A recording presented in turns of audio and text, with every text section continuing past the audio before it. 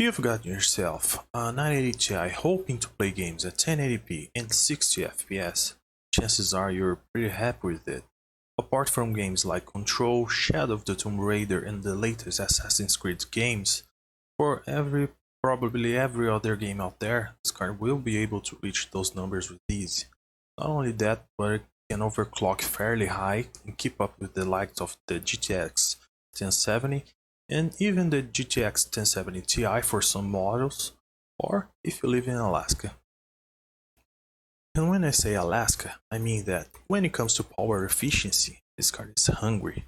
Depending on the game, it can draw way more than 200 watts from the wall, and as a consequence, temperature can surpass 80 degrees Celsius real quick. Even for games that are not demanding, such as the Resident Evil remake series, can go as high as or higher than 180 watts for 1080p 60 FPS gaming. But what if I told you there is an alternative to reduce 10 degrees of that temperature and more than 30% of the power draw from the wall? But how exactly can we make this 980 Ti run cooler and draw less power from the wall? How we can make this become this with no to minimal performance loss? Well, that's what we're about to find out, so stay tuned. Probably the most used method of limiting FPS in a game is through with a tuner application embedded with the MSI Afterburner. From there you can create a profile for any specific game or application and then choose whatever FPS target you wish it to run at. But I want to talk about another option that is the whole purpose of this video and how it differently behaves from with a tuner. On recent drivers, and as of April 2020 for this video, I'm using the 44575 driver. Nvidia has implemented inside its own control panel an FPS limiter, which has been called max frame rate, much like Nvidia Profile Inspector has had this option for a long time. But what is interesting about this feature is its description, which claims that it can help save energy if FPS target is set below the monitor's refresh rate. And it left me wondering, for a laptop it helps extending battery life. Would the same idea of capping FPS below 60 work for any graphic card, and more specifically the old and mighty 980 Ti, decreasing energy draw from the card? Let's try a 59 FPS cap for this experiment. Check that out. If you're paying attention, 60 FPS is there, but GPU clock has been decreased from 1240 to just 810 MHz, which in turn causes power draw while playing Resident Evil to stay at around 110 watts. And after 50 minutes, max temperature stayed below 60 Celsius. But there is an annoying caveat to this approach. Capping frame rate to 59 FPS causes it to stutter every 1 second regardless of sync, as you can see the screen flickering as you move the camera around. Turning off sync just makes it even more noticeable, but for a 980 Ti, it is just mind-blowing how much temperature and power draw has been decreased just via software. The next game at hand will make for an even more compelling and easier way to see the stutter caused by this approach.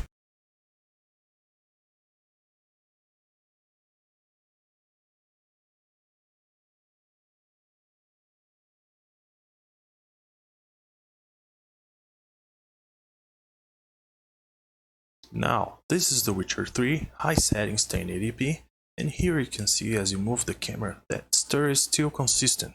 Try counting and you'll see that the 1 second stutter is still there.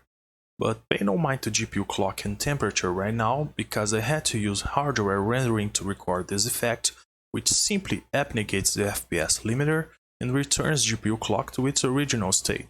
On the other hand, Resident Evil 2 allowed software rendering to record gameplay, so there was no influence of OBS Studio on GPU clock.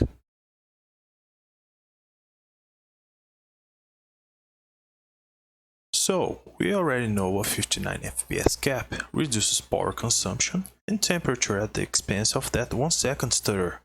But if instead of a 59 FPS cap, we try limiting frame rate to 61, will it work? Will that approach be able in any way to eliminate stutter and keep those low clocks, and therefore reaching that reduced power draw and temperature we're seeking?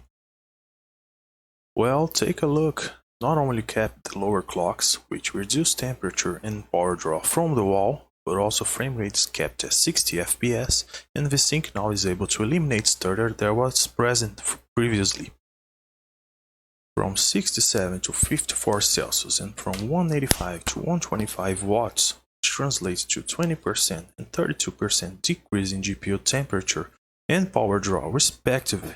All that without losing performance at 1080p high settings is nothing short of amazing.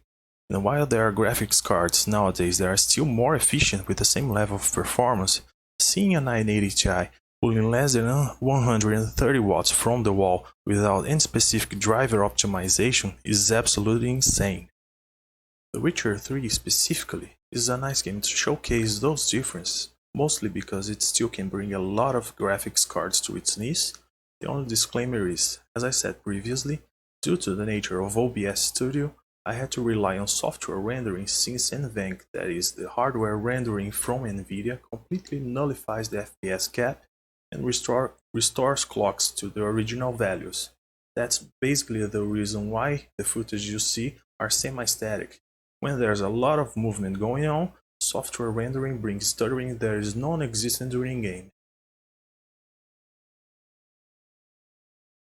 So how about compatibility with other APIs? Does it run on DirectX 12? The answer is yes, it does. This is Resident Evil 3 demo, and the same idea here is applied from the previous examples. But how about OpenGL and Vulkan?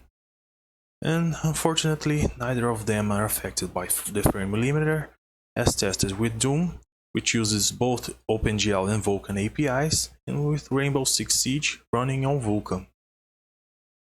We can also see here that Riva Turner doesn't lower clocks the same way Nvidia frame limiter does, and therefore won't serve our purpose.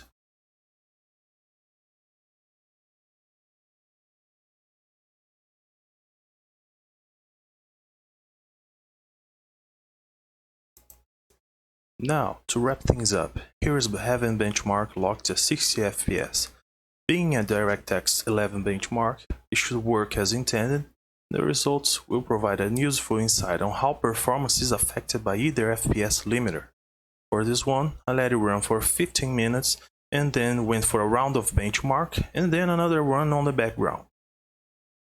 And the results don't lie. Essentially the same performance by capping frame rate through both Riva Turner and Nvidia Control Panel, but once again a 10 degrees Celsius difference in favor for the Nvidia limiter due to reduced clock usage. But nothing in the world is perfect. Due to its dynamic adjustment on GPU clocks, whenever a game relies on higher clocks to maintain stability, the clock adjustment ceases during that period of high demand, returning to those lower values once you've gone through that demanding part of the game. Once again, The Witcher 3 is such an example of this behavior. On ultra settings, some parts of the game simply demand more than those lower clocks can provide for stability, and the GPU is forced back to its original values, lowering again when the demand for higher clocks is no longer necessary.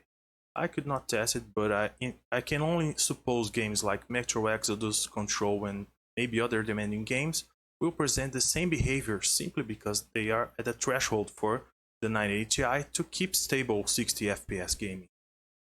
So there you go guys, I really hope you enjoyed this video. I appreciate the patience of listening to someone who neither has ever made any video before and also has been away from speaking in English for at least a couple of years. But more importantly, I would love to hear from you if this feature worked, not only for 980 Ti users, but for other graphics cards as well. Whether by chance or not, this has been one of the best features I've yet to see in Nvidia drivers and brings a breath of fresh air to a mighty and still capable for 1080p gaming 980 Ti. So that's it for now. Thanks for watching.